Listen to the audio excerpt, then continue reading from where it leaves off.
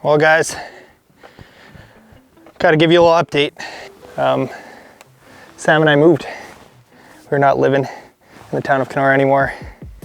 We are living on the shores of Lake of the Woods, like the greatest lake ever. Probably my favorite lake. We're very, very blessed, very lucky that Sam's family has this place that we're able to move to, live for the summer, living in a trailer on their property. I'll give you a tour yet, but this is the dream. This is paradise right now. We got my kayaks over there, and we got the Alumacraft just sitting so pretty. I picked up these big fiberglass poles. They're called whips. Something I've always had anxiety with is keeping my boat in the water overnight, and that's a reason why I haven't spent more time out at their camp. By the way, if you live in Ontario or Northwest Ontario, you call it camp. Everyone else calls it their cabin or their cottage. I don't know why, but I've started calling it camp as well now since I moved to Ontario. But anyways, I'm not gonna talk too much more. At some point, Sam and I will give you a tour, but the sun is setting, it is prime time. The weather was nasty today, it got nice for a couple minutes, but the beauty of having the boat in the water all the time is we can go for a really quick fishing session, and we're gonna try to get some prime time sunset walleye action on Lake of the Woods. I'm so sorry you guys can't be here with me. We're not gonna talk about the border closures or any of that, but I wish you guys were all here. Oh my goodness. But enough talk. Here we go. All right, it's 8:20. We got probably half an hour. It's gonna get cloudy, 40 minutes maybe.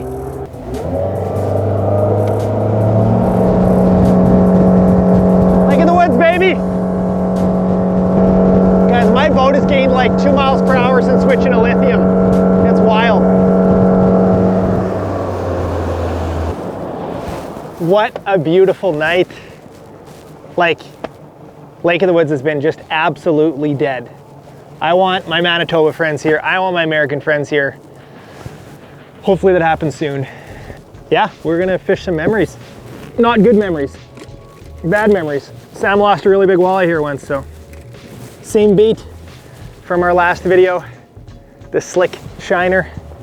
I'm not sure what the game plan is right now. I'm probably just gonna drive around, do a little live scope and do a little graphing. Maybe a big walleye sliding up on the reef. Oh, let's just take a cast or two from the back here. Just trying to remain like rock pile right now, trying to fish kind of that intermediate depth, like 8 to 15. I haven't seen any fish deep yet. I know you can definitely catch fish deep. I like looking for a shallow bite, which can be volatile, as I once said in a video fishing against Clayton.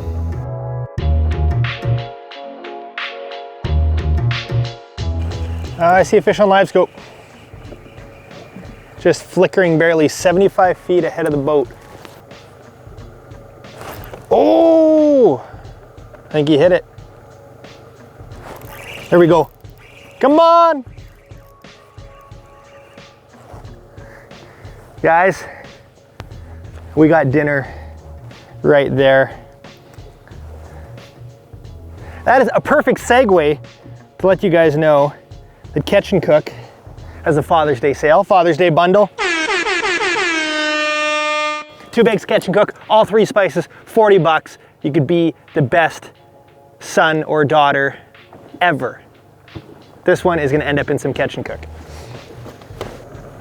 That fish was deeper. That fish was probably 25 feet of water, so off the tip of this point, I was just driving around, graphing, and finally marked a fish.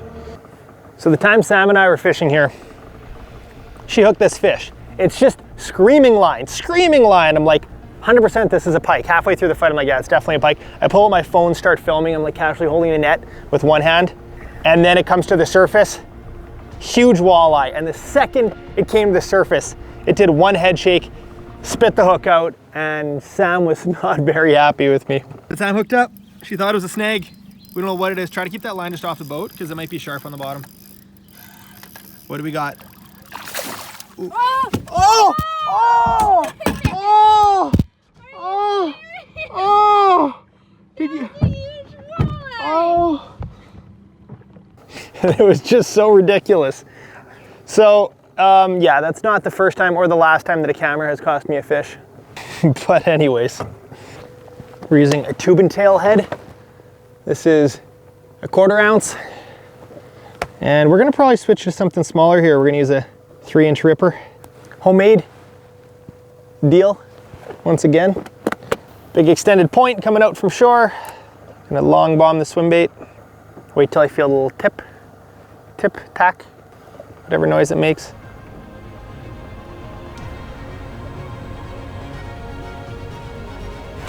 There we go. Ooh, come on. That was shallow, like 10 feet. Feels like a walleye. Look at the sunset behind me. Ooh. Don't be a pike. That is a beautiful walleye. Oh, sunset country, baby. Swim bait absolutely chowed on the ripper. Look at that beauty. Orange sunset through his fins. This one is a little too big to eat. Going back. We are gonna have a good summer on Lake of the Woods. My goodness. And she is going back.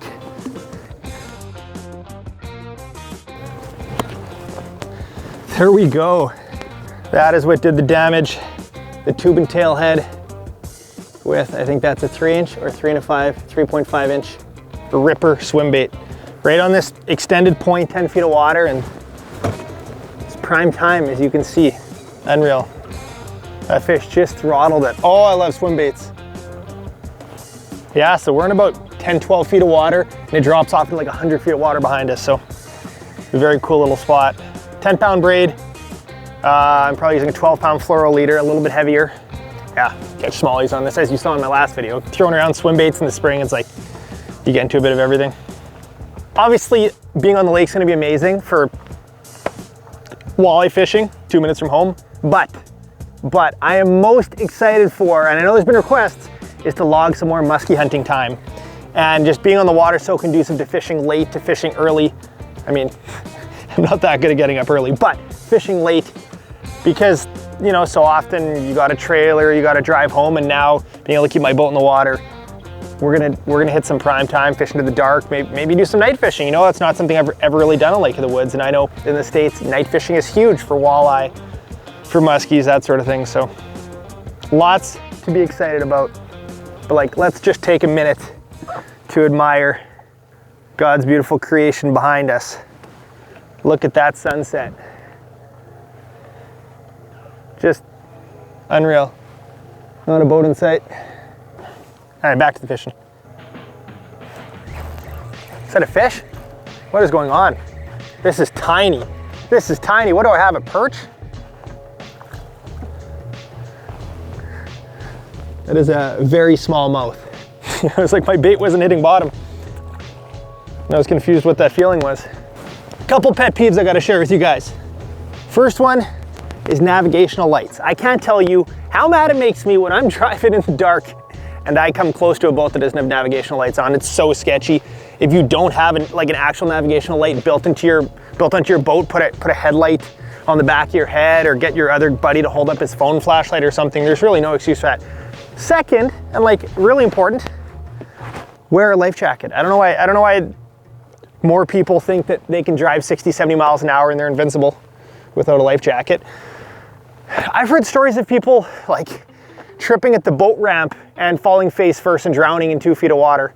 I'm not saying that, you know, that's something you need to be very worried about, but I mean, if you can get into a habit of wearing a life jacket and you just do it all the time, you won't even think about it, right? These inflatable life jackets, they're so thin and light, once you get into a habit, you'll forget about it.